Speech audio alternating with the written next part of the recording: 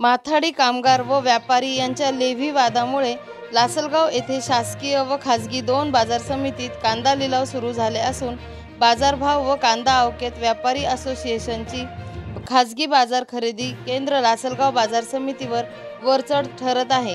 621 वाहनांची जास्तची कांद्याची आवक तर 250 रुपये अधिकचा दर मिळत असल्याने शेतकऱ्यांची खाजगी बाजार केंद्राला पसंती असल्याचे शेतकरी सांगत आहे।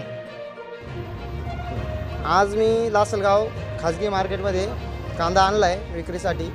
तोच कांदा काल सरकारी मार्केटमध्ये पण नेला होता। तो कांदा काल माझा 1200 रुपये गेला। आज तोच कांदा आणला होता मी या खाजगी मार्केटमध्ये, तो माझा 1500 रुपये गेला।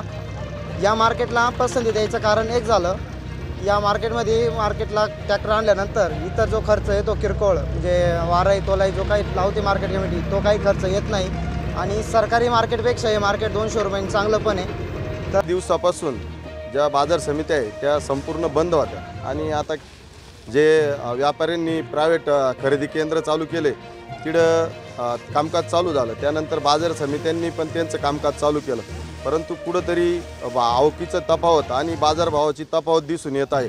आज समितीत आवक सरकारी बाजार समितीत आवक 250 नागाची आणि बाहेर खरेदी केंद्र आवक 500 नागाची आणि बाजारभाव बी सरकारी बाजार समितीत 1250 ते 1400 रुपये आणि बाहेर 1350 ते 1657 रुपयापर्यंत बाजारभाव शेतकऱ्यांना मिळत आहे।